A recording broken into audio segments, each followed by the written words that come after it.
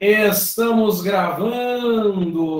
Daremos início a mais uma maravilhosa aula do nosso curso O Supremo Tribunal Federal e a Proteção aos Vulneráveis, curso de extensão vinculado ao projeto de comemoração pelos 5 anos do Grupo de Pesquisa Jurisprudência de Direitos Fundamentais. Muito bem, gente. Vamos agora ingressar em mais um grupo vulnerável. Eu considero um dos grupos mais necessitados de proteção judicial. Vamos falar um pouquinho na aula de hoje sobre pessoas LGBTQIA+, crianças e idosos, a nossa aula 3. Todo mundo consegue ver bem o slide? Mande um ok aí. Muito bem. Vamos começar, então. Nossa aula terá 3 grupos vulneráveis: pessoas LGBTQIA+, crianças e idosos. Começando pelas pessoas LGBTQIA+. Vamos fazer uma rápida introdução, uma reflexão sobre questões cruciais, fundamentais, quando nós estudamos o direito dos homossexuais, dos transexuais, dos travestis, dos bissexuais, dos pansexuais. São muitas as definições hoje previstas na doutrina, a legislação tenta acompanhar essa classificação. A bem da verdade é que cada letra tenta representar um grupo. Mas existem pessoas que acabam não se enquadrando ou não se tipificando, digamos assim, em grupo nenhum. Nós sabemos que, por questões biológicas, é estabelecido o sexo masculino e o sexo feminino. Mas o ser humano é muito complexo.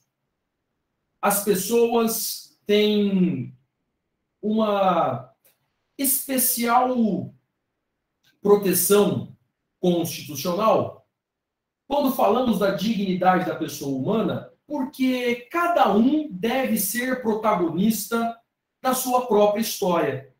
Cada pessoa deve ter autonomia para decidir, para escolher com quem fará um relacionamento afetivo, se fará um relacionamento afetivo. Cada pessoa tem que ter liberdade, liberdade de escolha, liberdade de manifestar a sua essência, de manifestar o seu sentimento, inclusive a sua libido, a sua atração sexual. Quando falamos de homossexuais, que é o grupo mais conhecido historicamente, sabemos que a homossexualidade já foi chamada de homossexualismo como se fosse uma doença. Quando estudamos historicamente, em tempos mais remotos, a homossexualidade já foi considerado um castigo divino, já foi considerado uma aberração, já foi considerado um pecado intransponível. A homossexualidade, até os nossos dias, é considerada crime em boa parte dos países do mundo. E é inegável que até hoje pessoas morrem por não se encaixarem nos padrões tradicionais, nos conceitos tradicionais de homem e mulher. São vítimas de um extremo preconceito, são vítimas de uma marginalização. E o Brasil é um dos países do mundo que mais mata em virtude de questões sexuais. A ponto de que, todos os anos, chega ao nosso conhecimento casos de transfobia, casos de homofobia. E esse grupo se torna vulnerável porque muitas pessoas morrem pelo simples fato de se entenderem homossexuais, lésbicas, bissexuais, pansexuais, por não se encaixarem em padrões que foram estabelecidos pela sociedade. Essa é uma aula, queridos, que eu tenho uma preocupação muito grande. Porque nós vamos falar de uma luta que existe até os nossos dias. Nós vamos falar de pessoas que ainda vivem aprisionadas por padrões sociais, por conceitos muitas vezes religiosos, por um preconceito absurdo que ainda assola a sociedade brasileira. Você já se imaginou olhar no espelho e não se reconhecer? Essa é uma questão, queridos, extremamente íntima. Eu sou um homem heterossexual, nunca tive dúvida sobre essa questão, mas tenho um profundo respeito e uma profunda solidariedade pelas pessoas que durante séculos e milênios foram vítimas das mais bárbaras atrocidades que o homem já pôde produzir.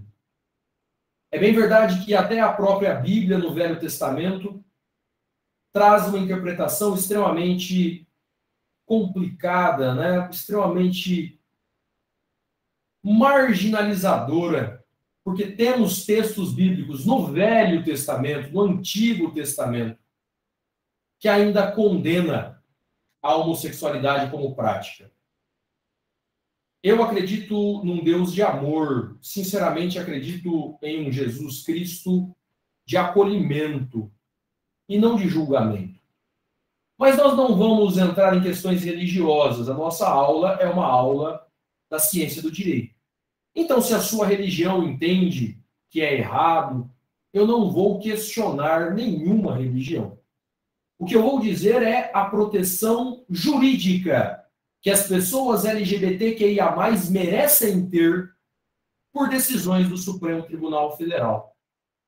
Porque é bem verdade que nem o legislador brasileiro teve a coragem de enfrentar o preconceito. A bem da verdade é que os nossos parlamentares se acovardam e não legislam na proteção de pessoas LGBTQIA+. Vamos estudar na aula de hoje que decisões do Supremo têm sustentado a proteção de homens e mulheres, de pessoas gays, lésbicas, bissexuais, transexuais, não binárias. A proteção é judicial, porque a lei ainda não fornece a proteção necessária. Então, como indicação de leitura, estou indicando 6 artigos científicos. O primeiro deles, do ministro Luiz Roberto Barroso, Diferentes mais Iguais, o reconhecimento jurídico das uniões homoafetivas do Brasil. O segundo texto, As uniões homoafetivas nos tribunais superiores brasileiros, uma análise sobre as decisões do Supremo Tribunal Federal e do Superior Tribunal de Justiça. O outro artigo científico é a ADI 4277, Constitucionalidade e Relevância da Decisão sobre União Estável Homoafetiva, o STF como instituição contra-majoritária no reconhecimento de uma concepção plural de família. O próximo texto, Homoafetividade e Direito, um estudo dos argumentos utilizados pelos ministros da STF ao reconhecerem a união homoafetiva no Brasil. O próximo, artigo científico, necessidade de criminalizar a homofobia no Brasil por vir democrático e a inclusão das minorias.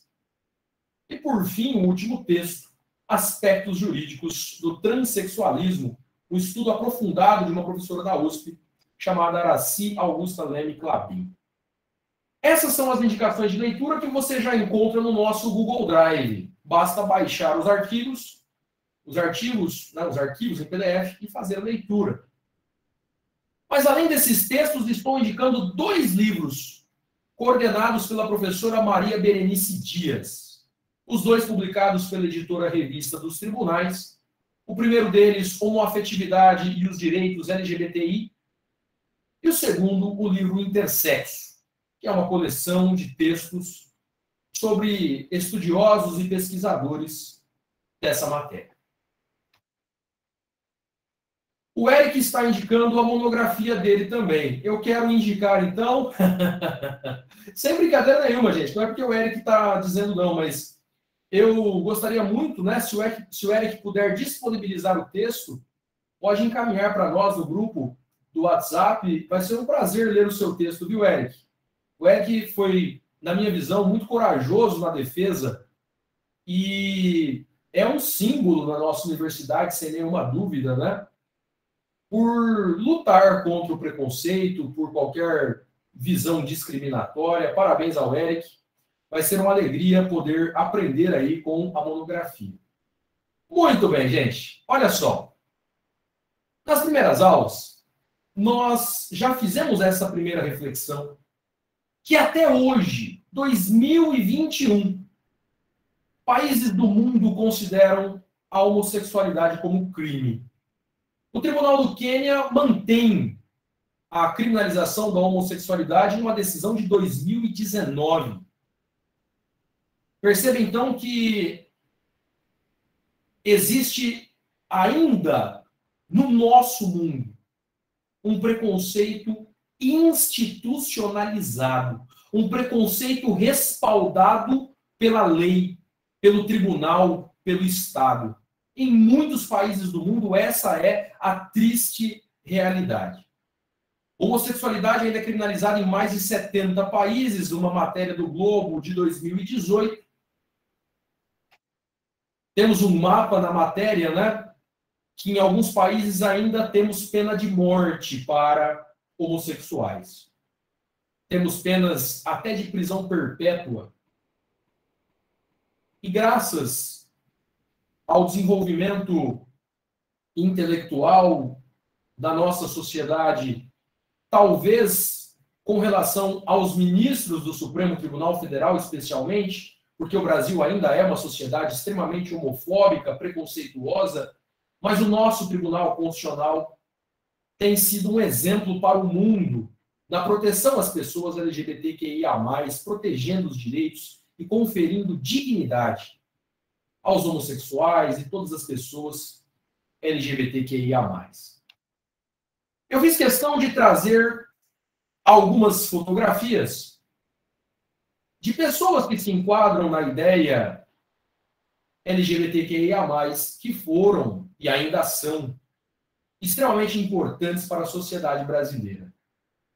Nós temos o cartunista Laerte, a cartunista Laerte, melhor dizendo, né?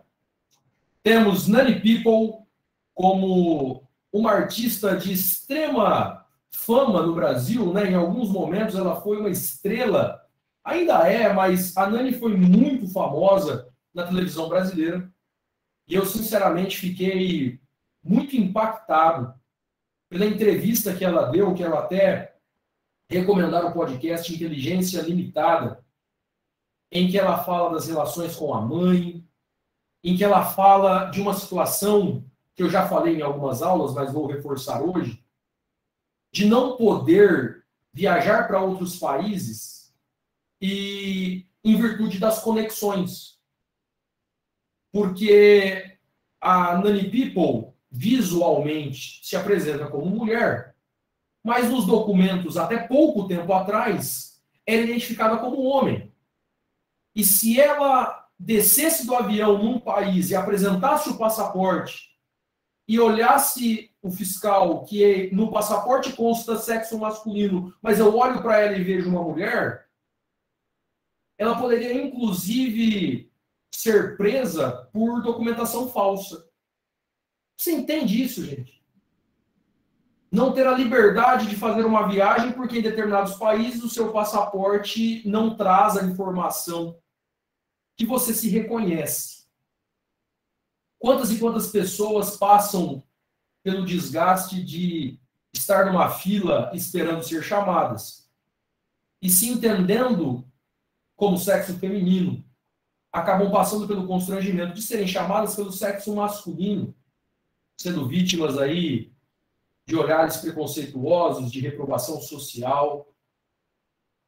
Nós tivemos também Clodovil Hernandes, um grande estilista, que sempre foi uma voz muito potente com relação a se assumir, né, a reconhecer-se publicamente, nunca escondeu a sua sexualidade e chegou a ser eleito deputado federal como um dos exemplos de participação política, o nosso Congresso que é tão carente de pessoas assumidamente LGBTQIA+.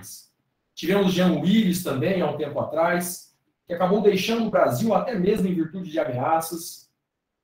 Na parte artística, tivemos Cássia Eller, que já faleceu e traz uma discussão muito interessante com relação à guarda do filho. A Cássia tinha uma companheira, quando ela morreu, o filho da Cássia Eller queria ficar sob a guarda da companheira, mas a justiça brasileira, à época, entendia que isso não era possível.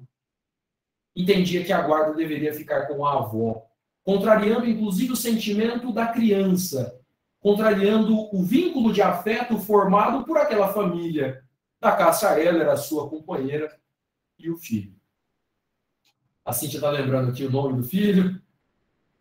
Por último, eu trouxe Cazuza, uma das vozes mais ouvidas nas décadas de 70, 80 no Brasil, com músicas paradigmáticas.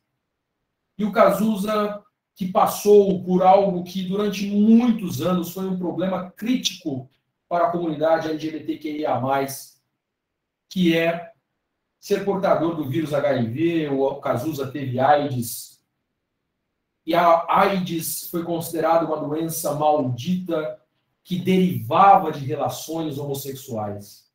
Durante muitos anos, a sociedade brasileira entendia a AIDS como uma maldição divina para pessoas que tinham relações sexuais com pessoas do mesmo sexo. A ciência demonstrou que isso não existe, que não existe o menor fundamento para esse tipo de pensamento. E pessoas heterossexuais também pegam AIDS, pessoas que vivem uma vida, entre aspas, tradicional, também são acometidas pelo vírus. A AIDS é um problema de saúde pública. A AIDS é um problema de relações sexuais não protegidas. E não tem nenhuma vinculação, nenhuma relação com a questão da sexualidade das pessoas. Assim como homossexuais podem ser vítimas do vírus HIV, heterossexuais também podem. O Igor está dizendo que o Clube de Compras Dallas retrata isso, professor. O que é o Clube de Compras Dallas, Igor? Dá uma forcinha aí. Não conheço. Então, queridos, eu tentei buscar algumas personalidades. É um filme. Que legal, Igor. Que legal, não sabia. Depois você coloca lá no grupo também do WhatsApp, para a gente poder assistir o filme. Que legal, fica a indicação aí do Igor. O Eric está dizendo que a AIDS já se chamou GRID, né? GRD, imunodeficiência relacionada aos gays. Pois é, Eric, pois é. Então, queridos, feita essa primeira apresentação, eu selecionei aqui uma tirinha que é do próprio Laerte, né? Da própria Laerte. Sandro, 2 vezes eleito o melhor jogador do mundo. Depois de tratamento e operação, passou a se chamar Irene. Continua jogando divinamente. A charge nos faz refletir que a pessoa ela deve ser analisada socialmente pelo seu caráter, pelo seu talento, pela sua dignidade, pouco importando a questão da sexualidade. Nós temos um preconceito social enraizado. Nós temos uma discriminação no Brasil, fazendo com que pessoas LGBTQIA+, sejam vitimadas por violência, violência física, violência sexual, violência psicológica, violência verbal, praticamente todos os dias. Sendo que o o Laerte está dizendo é que quando você analisa um jogador de futebol, o que importa é o talento dele, é a habilidade, e não com quem ele se relaciona ou por quem ele tem preferência sexual. As pessoas devem ser consideradas por sua dignidade. Nós tivemos um caso emblemático no Brasil, que é o caso da jogadora de vôlei Tiffany. Tiffany nasceu biologicamente homem, mas ela se entende, se reconhece como mulher. E por assim ser, passou a jogar no time feminino. Ela jogou no time de vôlei do Bauru, né, o time Bauru, por muito tempo. Mas a Tiffany começou a chamar muito a atenção porque, por ser extremamente habilidosa, uma jogadora de alto nível, a Tiffany, não raras vezes, era a maior pontuadora da partida. E levantou-se uma discussão ao ponto de nós termos 2 episódios, uma jogadora da seleção brasileira e o próprio técnico Bernardinho. Uma jogadora da seleção brasileira disse que a seleção brasileira feminina de vôlei poderia ser imbatível, bastaria ter um time só com Tiffany's e não perderiam de nenhum tipo de seleção no mundo. Teve um outro episódio que foi flagrado pelas câmeras do Sport TV da Rede Globo, quando a Tiffany cortou uma bola contra o time do Bernardinho, a câmera deu um close e ele teria dito, abre aspas, homem é foda, fecha aspas. É bem verdade que existem questões que não são simples. Aqui nós estamos diante de verdadeiros hard cases. Estamos diante dos desacordos morais razoáveis. Porque, inegavelmente, a composição física de um homem é diferente da composição física de uma mulher. A estrutura física, a força, o desenvolvimento muscular. Mas a questão é que, se a Tiffany se reconhece como mulher, ela pode ser privada, ela pode ser proibida de jogar a Liga Feminina de Vôlei? Vocês percebem, queridos, que são questões complexas. A grande questão é que existe no Brasil uma movimentação pela valorização dos direitos civis, dos direitos políticos a qualquer pessoa, independente de etnia, sexo, religião. Só que quando nós olhamos o Brasil real, quando nós olhamos o drama da sociedade brasileira, nós ainda constatamos muito preconceito, muita discriminação. Tivemos uma notícia também há alguns anos, ONG denuncia pousada que criou banheiro exclusivo para gays. Como que fica isso, gente? Nós teremos um banheiro masculino, um banheiro feminino e um banheiro para pessoas LGBTQIA+. Ou isso também é uma forma discriminatória? Afinal de contas, uma pessoa que nasce homem biologicamente, mas se entende como mulher, se considera mulher. E exige o respeito e o tratamento como mulher. A Tainá está dizendo, professor, criar um banheiro específico não é segregação? Então, são questões contemporâneas, são questões dos nossos dias. E aí, então, eu gostaria de compartilhar com vocês. Eu comentei que fiz um curso recentemente por grupos de pesquisa da UERJ e a Federal do Amazonas, e eu tive aula com o professor Iguzane Nunes Correia, que é um juiz do trabalho, que é reconhecidamente homossexual. E nessa aula eu anotei uma parte que ele dizia algo que me marcou muito. Leia comigo. A questão da doação de sangue é muito simbólica. Porque a proibição de doação de sangue pelo simples fato da pessoa ser homossexual significava que o nosso sangue é impuro, que não pode ser doado. A violência psicológica não nos faz sangrar na hora, mas nos faz sangrar por dentro. Quando alguém morre por homotransfobia, todos nós morremos um pouco. Porque morremos pela falta de algo efetivo, que nos salvaguarde, que nos proteja a vida. Nossa luta é por ocupação de espaço. O atual presidente diz que nós queremos ter privilégios. Mas que privilégios são esses? O privilégio, entre aspas, de poder andar na rua sem ser agredido? De poder casar? De ter uma proteção efetiva? Uma polícia que nos proteja e não nos agrida?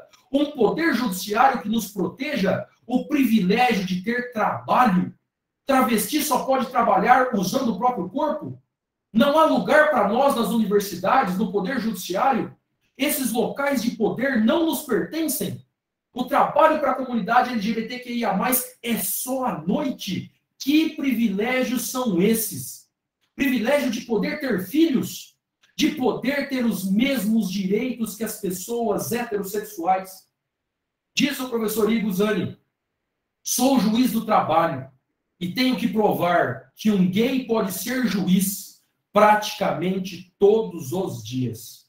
Tenho que provar que isso não influencia na minha decisão. Nossa luta por existir é muito maior. Nossa luta por existir é muito maior. Queridos, essa aula me marcou muito.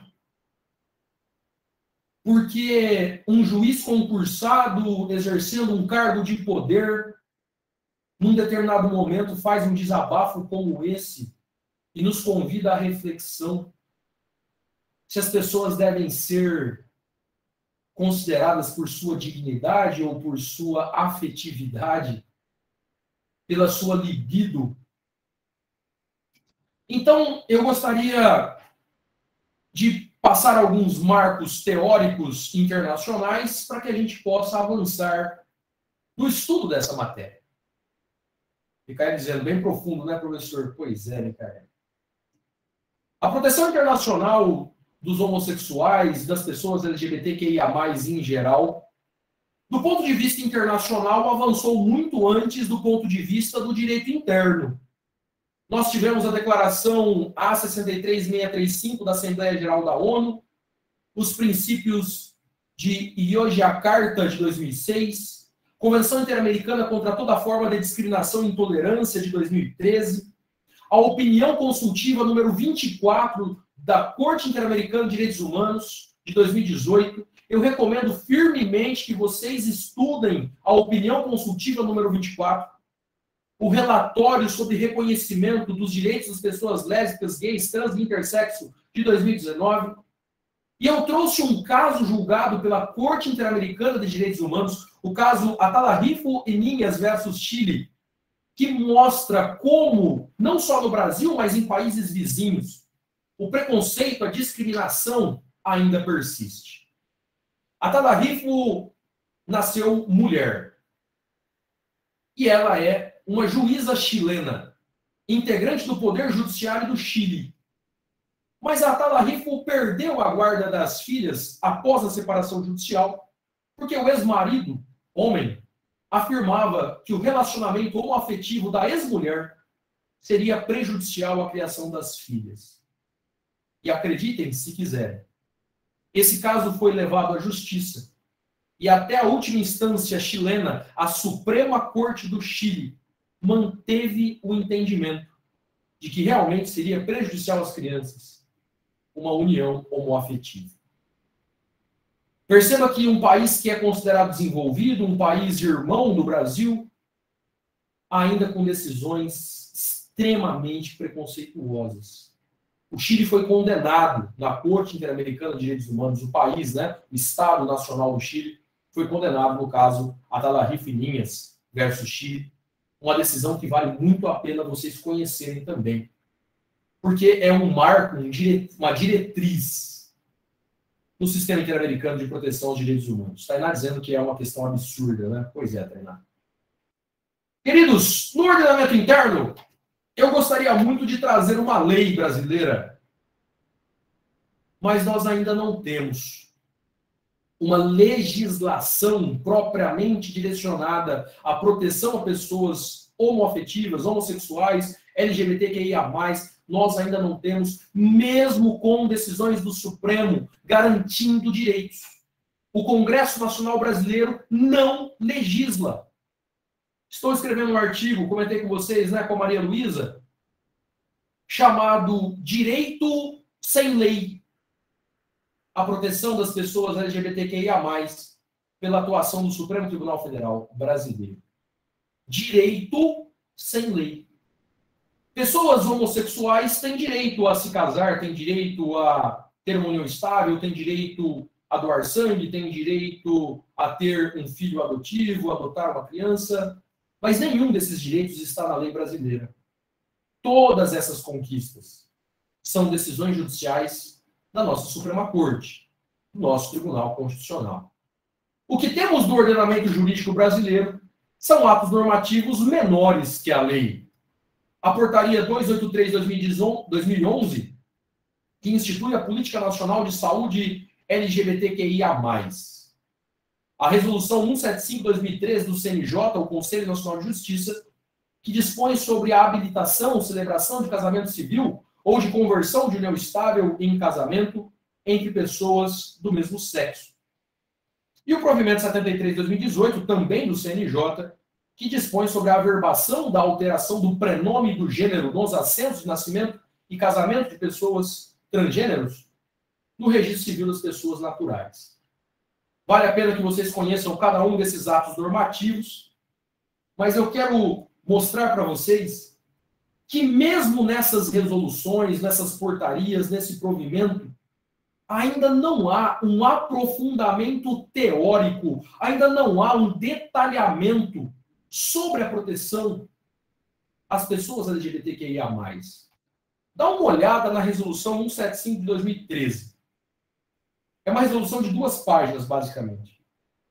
Ela dispõe sobre a habilitação, celebração e casamento civil ou de conversão de união estável em casamento entre pessoas do mesmo sexo. O presidente do Conselho Nacional de Justiça, no uso de suas averbações constitucionais e regimentais, considerando a decisão do plenário do Conselho Nacional de Justiça tomada no julgamento do ato normativo número tal, considerando a decisão do Supremo Tribunal Federal na DPF 132 e na DI 4277, que reconheceu a inconstitucionalidade de distinção de tratamento legal às uniões estáveis constituídas por pessoas do mesmo sexo, e considerando que as referidas decisões foram proferidas com eficácia vinculante à administração pública e aos demais órgãos do Poder Judiciário, considerando que o STJ, em julgamento do RESP 183-378 do Rio Grande do Sul, fica também a indicação desse RESP, né, esse recurso especial para vocês estudarem, decidiu inexistir óbices legais à celebração de casamento entre pessoas do mesmo sexo, e considerando a competência do CNJ, previsto no artigo 103b da Constituição Federal, resolve uma resolução de 3 artigos. Artigo 1º. É vedada às autoridades competentes a recusa de habilitação, celebração de casamento civil ou de conversão de união estável em casamento entre pessoas do mesmo sexo. Artigo 2º. A recusa prevista no artigo 1º implicará na imediata comunicação ao respectivo juiz corregedor para as providências cabíveis. E artigo 3º. Essa resolução entra em vigor na data de sua publicação. Percebam que é um texto extremamente tímido, é um texto pontual, decide apenas o estritamente necessário e ponto final. Essa resolução foi assinada pelo ministro Joaquim Barbosa, que era presidente do Supremo Tribunal Federal e do Conselho Nacional de Justiça à época. Queridos, o Supremo, por sua vez, já decidiu pelo menos 6 decisões judiciais de 2011 para cá que protegem o direito das pessoas LGBTQIA+. A DI 4277, a DPF 132, a possibilidade jurídica, a constitucionalidade das uniões estáveis homoafetivas, o primeiro julgamento, que nós chamamos de leading case da Suprema Corte Brasileira. O recurso extraordinário 84602, em 2015, tratando sobre a adoção por casais homoafetivos. A DI 4275, que autoriza a alteração do prenome do sexo no registro civil, sem necessidade de cirurgia ou processo judicial. Antes, era um constrangimento absurdo para as pessoas conseguirem a alteração do prenome do sexo no registro civil, isso quando conseguiam. Porque a lei de registros públicos previa uma ação judicial. Você tinha que promover uma ação em juízo, pedir para o juiz abria vistas ao Ministério Público e o promotor de justiça tinha que opinar se concordava ou não. E muitos promotores discordavam do pedido e inviabilizavam a mudança da alteração do prenome e do sexo no registro civil. As pessoas não podiam nem ter no documento a sexualidade que se reconhecia. Tivemos em 2019 um julgamento que foi extremamente polêmico em relação ao ativismo judicial, aos poderes do Supremo, a ADO 26, que trata da criminalização da homofobia e transfobia, que é considerada crime no Brasil por decisão do Supremo, não por texto de lei. Aí nós vamos discutir na próxima aula sobre as questões jurídicas, né, professor? Nós temos um crime sem lei? A resposta é sim. Temos um crime que foi definido pela Suprema Corte e não pelo legislador.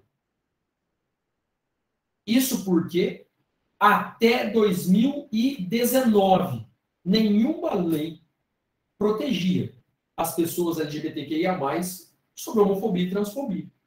E até hoje, mesmo depois de alguns anos passados dessa decisão, o Congresso Nacional ainda não legislou sobre isso. Por fim, em 2021, uma questão bastante polêmica também, transexuais e travestis em presídios.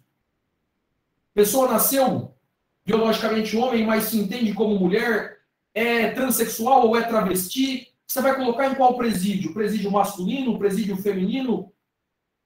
Essa é uma outra questão extremamente polêmica, porque quando você colocava essas pessoas em presídios masculinos, elas eram vítimas de estupro, às vezes estupro coletivo, às vezes agressões até a morte. Mas, por outro lado, nós também tivemos casos de pessoas que foram colocadas em presídios femininos e acabaram estuprando as demais detentas, companheiras de cela. Então percebam que nós estamos tratando de hard cases, na concepção de Ronald Dworkin. Casos difíceis, casos complexos, que exigem argumentação, exigem reflexão e uma análise constitucional extremamente apurada. Para finalizar essa primeira parte da aula, aqui o pessoal está comentando, a Tainá dizendo que é surreal isso tudo, o Eric está dizendo que teve a decisão do Supremo que revogou as menções de pederastia e homossexual no artigo 235 do Código Penal Militar em 2015, se não me engano, uma conquista mesmo que indireta. Poxa, Eric, que legal, cara. Eu sinceramente não conhecia essa decisão. Me manda um inbox depois, eu atualizo o slide aqui e já coloco atualizado, né? A gente vai trabalhar com algumas decisões do projeto, mas é muito legal, não conhecia essa decisão. A Júlia dizendo que é triste saber que tantas mortes não sejam suficientes para o legislativo se posicionar. É isso aí, Júlia, você tem razão. Eu vou fazer uma última análise aqui sobre a ADI 4277, e aí nós encerramos essa primeira aula.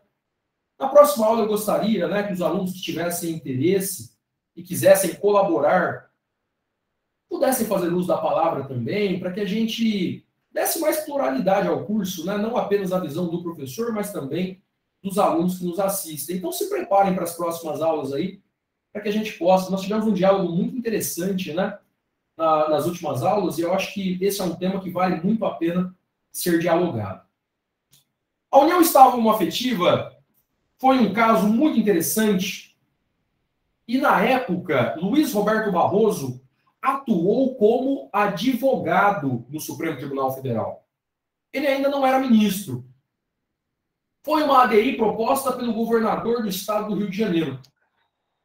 Porque na Constituição brasileira, se você abrir agora, lá no artigo 226, quando nós falamos de família, união estável, você vai observar que a Constituição impõe que a união estável seja heterossexual.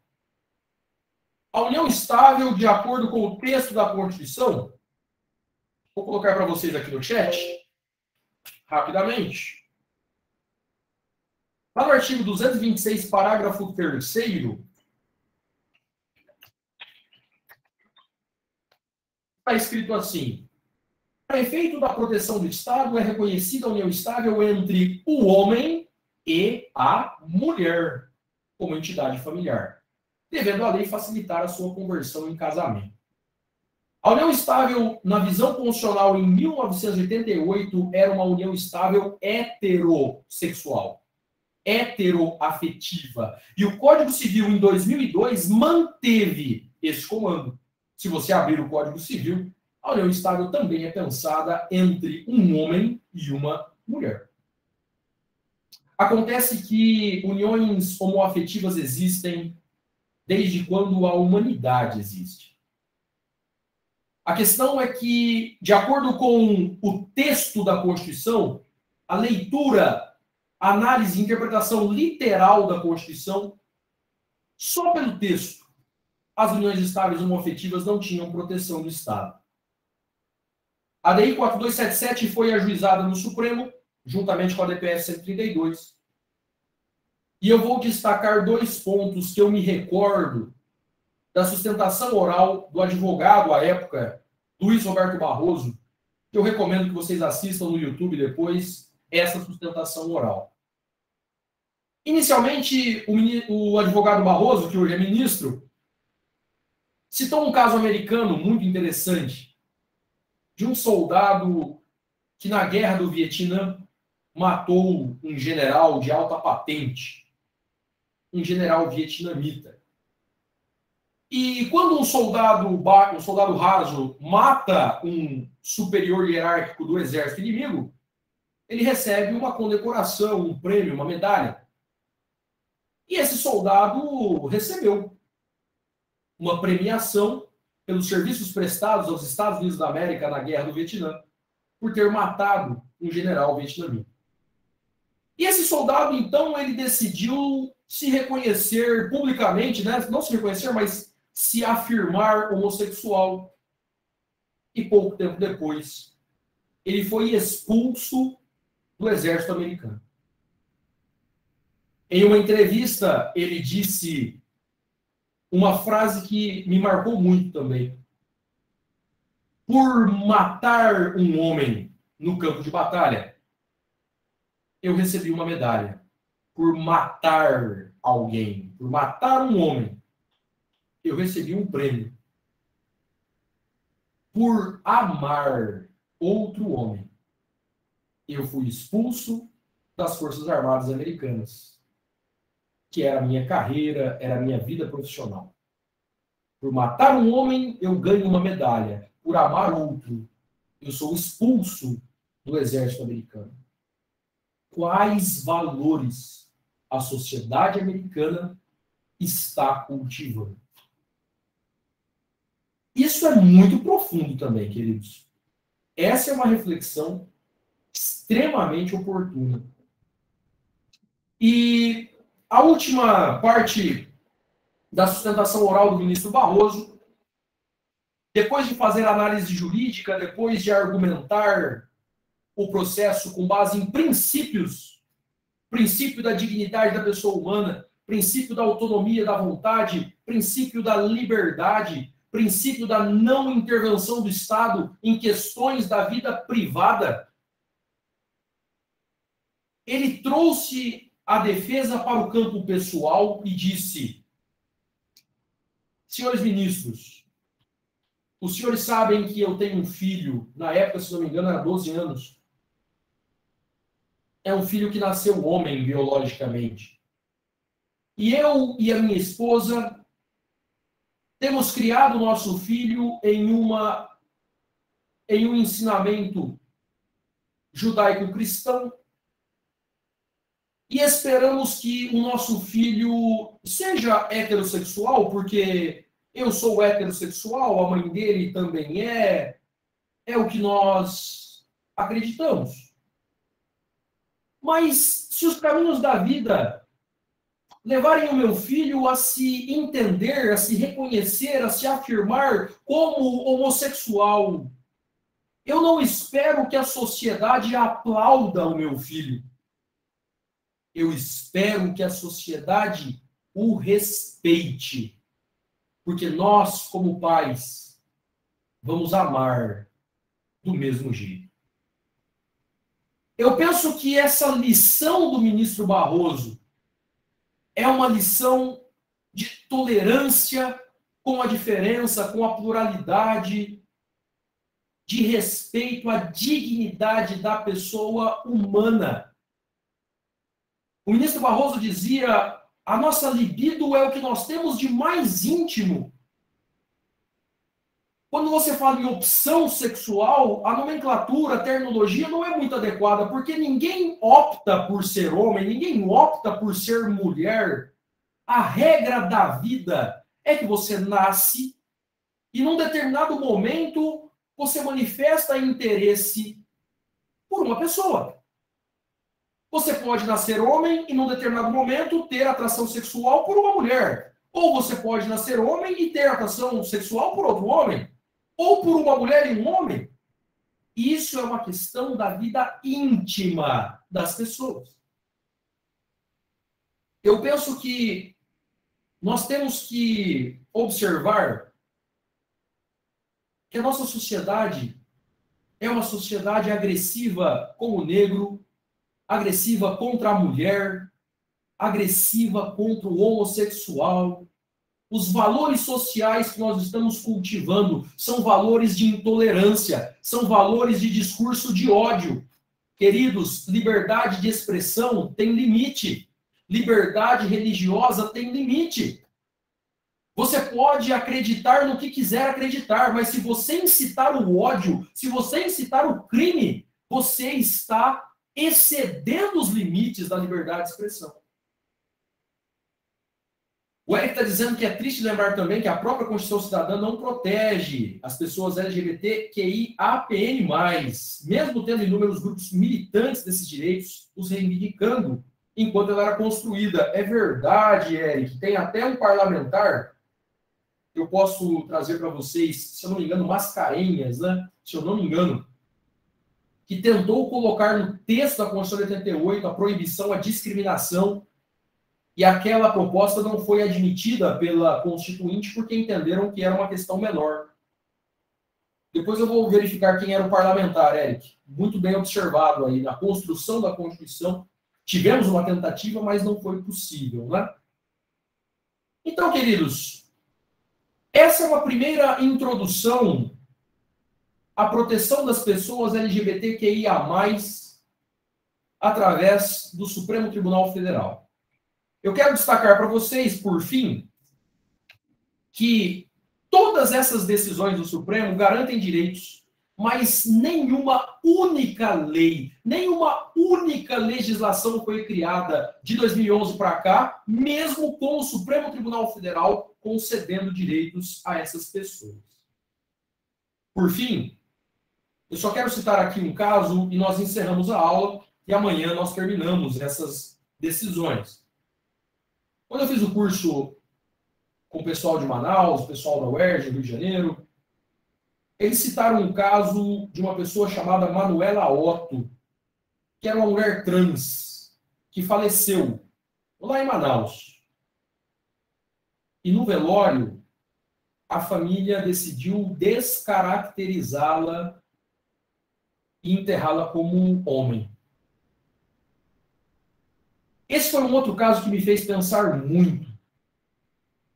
Porque nem na hora da morte, nem na hora mais fúnebre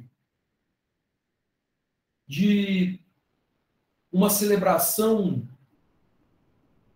a família respeitou a vontade, o sentimento e a forma como a Manuela Otto se sentia e se considerava. Então eu fico pensando, que sociedade é essa que não consegue manter o respeito nem pelo cadáver da pessoa falecida? Não é suficiente tantas mortes por homofobia e transfobia que temos anualmente no nosso país. Eu reforço, o Brasil é um dos países com maior índice de homicídios. E essa cifra ainda é uma cifra que é subnotificada, porque essas pessoas muitas vezes são muito marginalizadas e nem entram na contabilidade do Estado.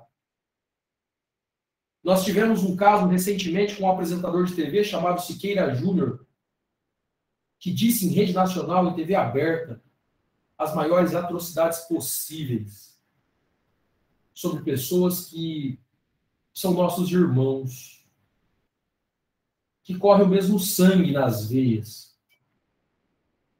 e que deveriam ser consideradas pela sua dignidade, pelo seu caráter, e não por questões de sexualidade. A Júlia está dizendo que saber que nem depois da morte estamos seguros. O Eric está reforçando que a expectativa de vida das pessoas transgêneres é menor, né? Menor do que menos de 35 anos. O pessoal dizendo, né, que o próprio presidente atual, né, tem discursos extremamente homofóbicos. Realmente, essa é a nossa função enquanto operadores do direito, construtores da ciência jurídica, estudiosos, pesquisadores. Eu sinceramente penso, queridos, que apenas com o diálogo, com o aumento da participação social, com o fim da impunidade, é que nós vamos mudar gradativamente essa triste realidade. Tainá dizendo, acaba incitando ainda mais violência e homofobia. É verdade, Tainá. Não vou abusar da boa vontade de vocês. Tivemos 28 alunos bravamente até as 22 horas e 37 minutos, 10h40 praticamente. Gente, muito obrigado pela presença de todos. Amanhã nós voltamos, terminamos a análise sobre esta maravilhosa aula. Um grande abraço a todos e até a próxima. Vou soltar a lista. Aguarda só um minutinho. Vou fechar aqui a nossa transmissão e já libero a lista. Só um segundinho.